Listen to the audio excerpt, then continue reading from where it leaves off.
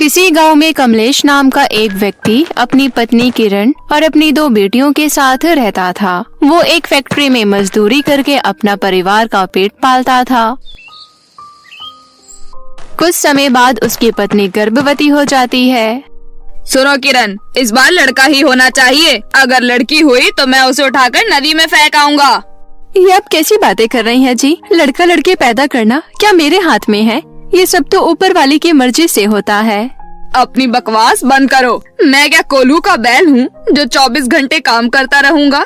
घर में मैं अकेला कमाने वाला हूँ और तुम 3 खाने वाले हो। अगर एक लड़की और हुई तो मुझे उसे भी खिलाना पड़ेगा। आखिरी बार बोल रहा हूँ, अगर लड़की हुई तो मैं उसे घर में नहीं रखूंगा। इतना कहकर कमलेश वहाँ से गुस्से में चला जाता है। इसी तरह 9 महीने बीत जाते हैं और उसकी पत्नी एक लड़की को जन्म देती है। कमलेश भागा भागा अस्पताल आता है। अरे किरण, मेरा बेटा हुआ है ना? कमलेश की पत्नी उसे कुछ जवाब नहीं देती। मैं कुछ पूछ रहा हूँ, मुझे जवाब दो। माफ कीजिएगा, लेकिन इस बार भी बेटी हुई है। किरण की बात सुनकर कमलेश गुस्सा हो जाता है और अपनी लड़की को उठाकर वहाँ से जाने लगता है। रुक जाओ, मेरे बच्चे को मत ले जाओ, मैं आपके आगे हाथ जोड़ती हूँ। लेकिन कमलेश किरण की एक नहीं सुनता और अपनी लड़की को नदी किनारे ले आता है। मुझे माफ कर दे मेरी बिटिया, मैं गरीब मजदूर हूँ। मैं तेरा ख्याल नहीं रख सकता, इसलिए तेरा मर जाना ही ठीक है। इतना कहकर कमलेश छोटी बच्ची को नदी के किनारे छोड़ देता है। वो छोटी बच्ची जोर जोर से रो रही थी। नदी के पास एक पेड़ के नीचे राक्षस रहता था। उसके कानों में बच्ची की रोने की आवाज आती है। कौन रो रहा है ये? कौन मेरी नींद खराब कर रहा है? मैं उसे जिंदा नहीं छोड़ूंगा। तभी वो राक्षस छोटी बच्ची के पास आ जाता है। अरे वाह, इतनी प्यारी मासूम बच्ची। लगता है इसका अभी अभी जन्म हुआ है। नया नया बच्चा खाने में मुझे बहुत मजा आएगा। मैं इस बच्चे को खा जाऊंगा। राक्षस उस बच्ची को अपनी गोद में उठा लेता है। तभी वहाँ पर सिंड्रेला परी आ जाती है।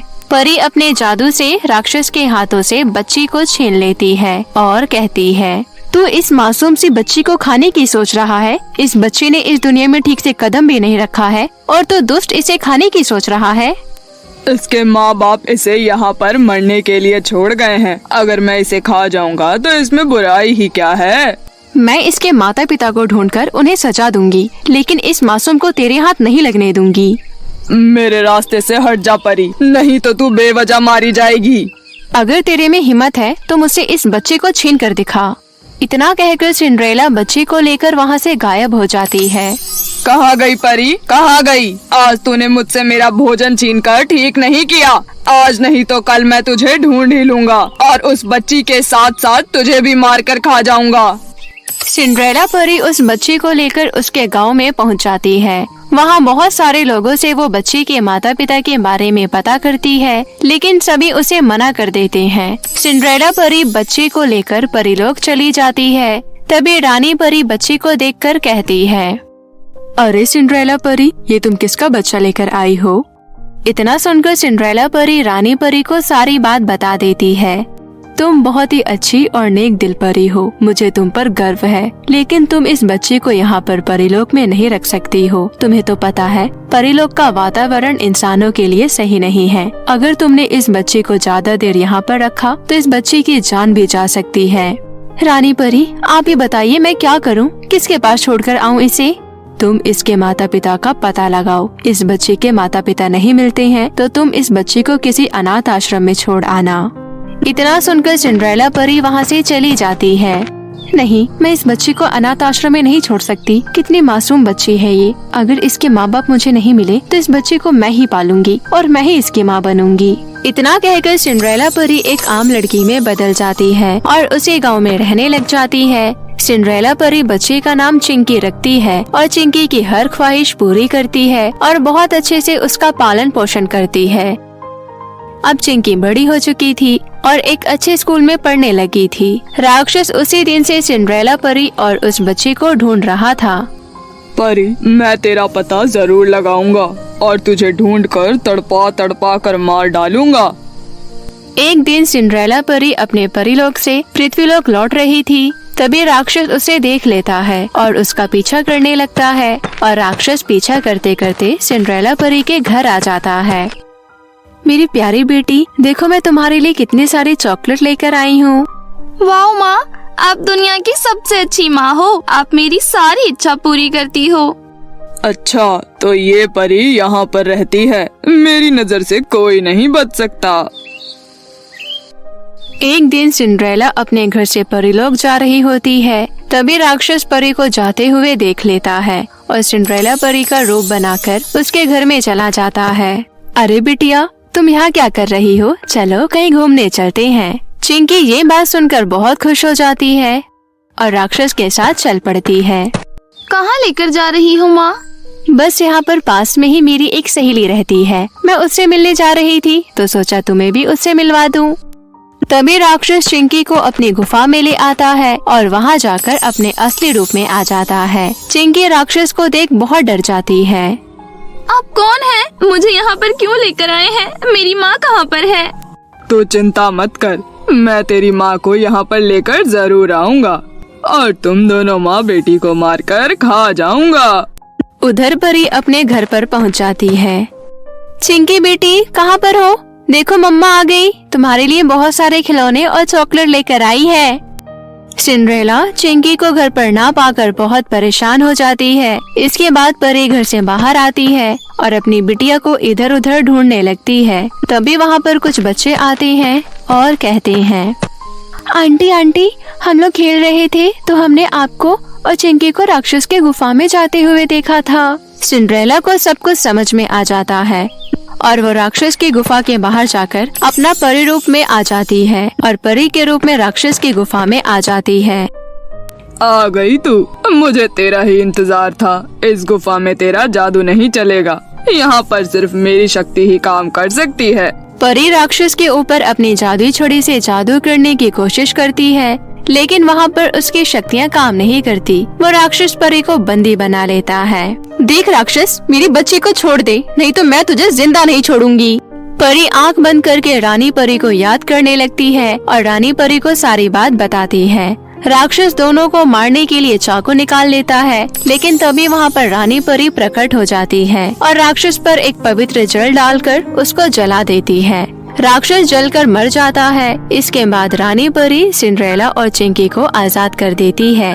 फिर सिंड्रेला चिंकी को अपनी सारी बात बताती है कि वो एक परी है। तभी गुफा के बाहर गांव वाले भी पहुंच जाते हैं। सिंड्रेला की सारी बातें गांव वाले सुन लेते हैं। तभी वहां पर चिंकी का पिता कमलेश भी आ जाता है।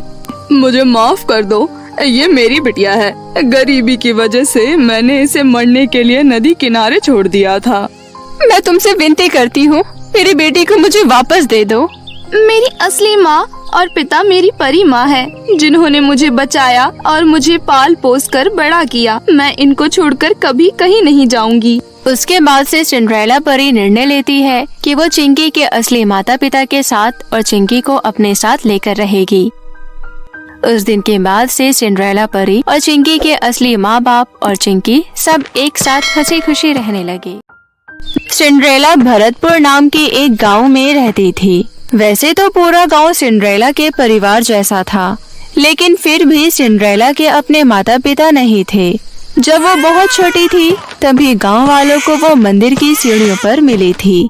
पूरे गांव ने मिलकर सिंड्रेला का पालन पोषण किया और उसे बड़ा किया। सिंड्रेला भी गांव वालों से बहुत प्यार करती थी और सबकी मदद किया करती थी। सिंड्रेला को पूरा गांव बहुत पसंद करता था। वो पूरे गांव की चहेती थी। सिंड्रेला के हाथ में एक बहुत ही अच्छा हुनर था। उसको बहुत अच्छा मेकअप करना आता था। गांव में किसी को कहीं भी जाना होता था तो वो सिंड्रेला से ही मेकअप करवाते थे।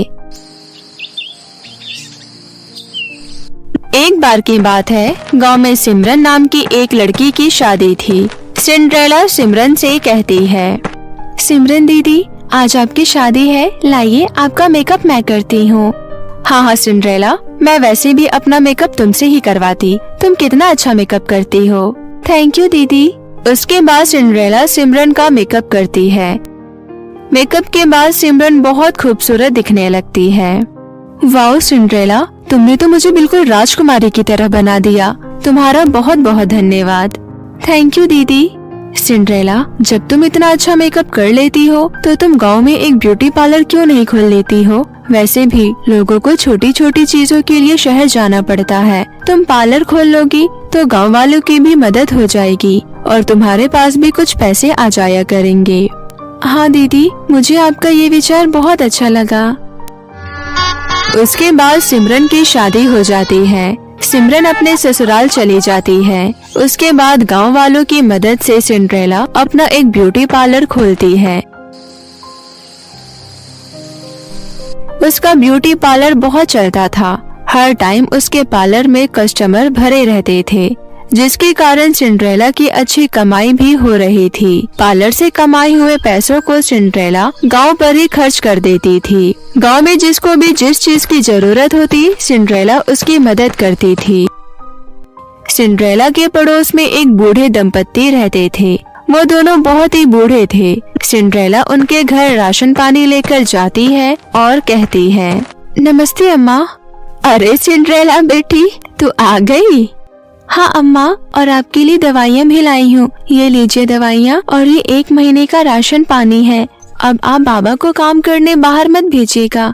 जिस चीज की जरूरत होगी मुझसे कह दीजिएगा। ठीक है बेटी, भगवान तुझे हमेशा खुश रखे। उसके बाद सिंड्रेला अम्मा के घर से बाहर आ जाती है। वो अपने घर जा ही रही होती है कि तभी उसको सड़क पर मुन्नी खेलते हुए नजर आती है। अरे मुन्नी, नंगे पाँव क्यों खेल रही है? धूप के कारण जमीन इतनी गर्म है। तेरे पैर नहीं जल रहे क्या? क्या करूं दीदी, मेरी चप्पल टूट गई है। मैंने माँ से नई चप्पल के लिए कहा तो उन्होंने कहा पैसे नहीं है। अच्छा ऐसी बात है तो मुझे बताना चाहिए था ना। चल मेरे साथ, तुझे एक चप्पल दिलवा कर लाती हूँ।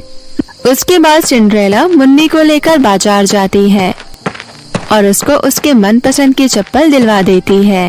मुन्नी बहुत खुश होकर अपने घर चली जाती है। उसके बाद सिंड्रेला वापस अपने घर आ जाती है। घर आने के बाद उसे याद आता है, अरे आज तो मैं गोरी को चारा देना भूल गई। गोरी गांव की एक आवारा गाय थी, जिसका पूरा ख्याल सिंड्रेला ही रखती थी। सिंड्रेला फटाफट घर से बाहर जाती है और गोरी के लिए चारा काटकर उसे चारा खिलाती है और पानी भी पिलाती है। गौरी, तू बिल्कुल मेरी माँ जैसी है। मैंने बचपन में तेरा दूध पिया है। तेरा दूध पीकर ही मैं इतनी बड़ी हुई हूँ। चल अब जल्दी जल्दी अपना चारा खा ले, मैं चलती हूँ। तभी वहाँ पर एक औरत आती है और कहती है, अरे सिंड्रेला बेटी, इतनी जल्दबाजी में कहाँ जा रही हो? काकी, शाम होने को है, मैंने अभी तक खाना नहीं बनाया। अगर खाना लेट बना तो रात को सोने में देरी हो जाएगी। फिर सुबह जल्दी उठकर दुकान भी तो खोलनी होती है ना। अरे तो हमारे गांव वालों के लिए एक मसीहा है, जब देखो किसी न किसी की मदद ही करती रहती है। अरे कभी अपना ख्याल भी रख लिया कर। चल मेरे साथ मेरे घर चल, मैंने देसी घी डालकर आलू के पराठे बनाए हैं, पेट भर के खा लेना। अरे नहीं नहीं काकी, मैं खाना बना लूंगी, आप क्यों परेशान हो रही हैं? मैंने कहा ना चल, आज तो मेरे घर का खाना खा, देखना उंगलियां चाटती रह जाएगी। सिंड्रेला काकी के साथ उनके घर चली जाती है और पेट भर के आलू के पराठे खाती है। काकी, पराठे तो वाकई में बहुत स्वादिष्ट है, मजा आ गया इन्हें खाकर। अच्छा तो अब मैं चलती हूँ। उसके बाद सिंड्रेला अपने घर आ जाती है और सो जाती है। अगले दिन सिंड्रेला अपनी दुकान पर जाती है और रोज की तरह पूजा पाठ करके कस्टमर का मेकअप करने लगती है। तभी आसमान से कुछ परियां सिंड्रेला के पास आती है और कहती है, सुनो सिंड्रेला, क्या तुम हम सभी परियों का मेकअप कर दोगी? हाँ हाँ क्यों नहीं, मुझे तो यकीन ही नहीं हो रहा कि मेरे पार्लर में परियां मेकअप करवाने आई है। हाँ सिंड्रेला, हम परिलोक में एक ही तरीके का मेकअप करवाकर तंग आ गए हैं। फिर हमें तुम्हारे बारे में पता चला तो हम यहाँ आ गए। तुम हमारा बहुत अच्छे से मेकअप करना। फिर क्या था, सिंड्रेला सभी परियों का मेकअप करने लगती है। एक एक करके वो सभी का मेकअप कर देती है। परियों को सिंड्रेला द्वारा किया गया मेकअप बहुत अच्छा लगता है। वो बहुत प्रसन्न होती है। वाह सिंड्रेला, इतना अच्छा मेकअप तो कोई हमारी परिलोक में भी नहीं करता है। तुमने तो बहुत ही सुंदर मेकअप किया है। इसलिए तुम्हें तोहफा भी इतना ही सुंदर मिलना चाहिए। इतना कहकर परी वहाँ पर बहुत सारी धन दौलत प्रकट कर देती है। इतनी सारी धन दौलत देखकर सिंड्रेला कहती है, बाप रे, आपने मुझे इतनी सारी धन दौलत दे दी, लेकिन ये तो बहुत ज्यादा है। मैं मेकअप करने के इतने पैसे नहीं लेती। तुमने बहुत ही अच्छा मेकअप किया है सिंड्रेला, इसलिए हम तुम्हें इतनी बड़ी रकम दे रहे हैं। और हाँ, हम तुम्हें एक जादुई चांदी की लिपस्टिक भी दे रहे हैं। उस चांदी की लिपस्टिक से तुम जो भी कुछ इच्छा प्रकट करोगी वो पूरी हो जाएगी। इतना कहकर परी वहाँ पर एक चांदी की लिपस्टिक प्रकट करती है और वहाँ से चली जाती है। परियों के जाने के बाद सिंड्रेला चांदी की लिपस्टिक से कहती है, क्या सच में तुमसे जो कहा जाए तुम कर देती हो? अगर ऐसा है तो अभी मेरे पार्लर को बहुत बड़ा बना दो। सिंड्रेला के ऐसा कहते ही उसका पार्लर सच में बड़ा हो जाता है। अरे, ये तो सच में जादुई लिपस्टिक है। मुझे लगा परियों ने यूं ही कहा होगा। उस दिन के बाद से सिंड्रेला जादुई चांदी की लिपस्टिक की मदद से गांव के सभी लोगों की मदद करने लगी। उसने गांव में किसी को दुखी नहीं रहने दिया। सबके जीवन में भरपूर खुशियां भर दी। इस वजह से पूरा भरतपुर बहुत खुशी खुशी रहने लगा। गांव में खुशी का माहौल छा गया। गांव के बगल वाले जंगल में रहने वाली हिराका जादूगरनी से गांव वालों की खुशियां देखी नहीं जा रही थी। आखिर इस गाँव वालों के हाथ ऐसा कौन सा खजाना लग गया जो ये लोग इतना खुश रहते हैं? मुझे पता करना होगा। ये सोचकर हिराका जादूगरनी भेष बदलकर भरतपुर गांव में आ गई। गांव में आने के बाद उसने देखा गांव वालों की खुशियों के पीछे सिंड्रेला का हाथ है। अच्छा, तो इस लड़की के पास कोई खजाना है जिससे ये गांव वालों की मदद करती है। इसका पता तो मुझे लगाना ही होगा। हिराका जादूगरनी एक पत्थर से अपने हाथ पर मारकर खून निकाल लेती है और जोर जोर से रोने लगती है। उसको रोता देख सिंड्रेला भागते हुए उसके पास आती है और कहती है, क्या हुआ आपको? देखो ना, मेरे हाथ में चोट लग गई है। मुझे बहुत दर्द हो रहा है। आप रुकिए, मैं अभी आपका दर्द ठीक कर देती हूँ। सिंड्रेला अपनी जादुई चांदी की लिपस्टिक निकालती है और हिराका की चोट ठीक कर देती है। ये सब देख हिराका मन ही मन सोचती है, अच्छा, तो इस चांदी की लिपस्टिक की वजह से ये सबकी मदद करती है। मुझे इस लड़की को और इस लड़की की चांदी की लिपस्टिक को अपने साथ ले जाना होगा। मैं इसकी मदद से इस पूरे गांव पर राज करूंगी। ऐसा सोचकर हिराका कहती है, सिंड्रेला, मेरा घर गांव से थोड़ी ही दूरी पर है। मेरी माँ भी बीमार है। तुम अपनी इस लिपस्टिक से मेरी माँ को ठीक कर दोगी क्या? हाँ हाँ, क्यों नहीं, चलो मैं तुम्हारे साथ चलती हूँ। इतना बोलकर हिराका सिंड्रेला को अपने साथ अपनी गुफा में ले जाती है और फिर अपने असली रूप में आ जाती है। लड़की, अब तू मेरी कैद में है। तुझे तो मार कर मैं तेरा मीट बना कर खाऊंगी और तेरी जादुई चांदी की लिपस्टिक से मैं इस पूरे गांव पर राज करूंगी। हिराका जादूगरनी, तूने मेरे साथ छल किया है। तुझे इसकी सजा जरूर मिलेगी। बहुत बुरी मौत मरेगी तू।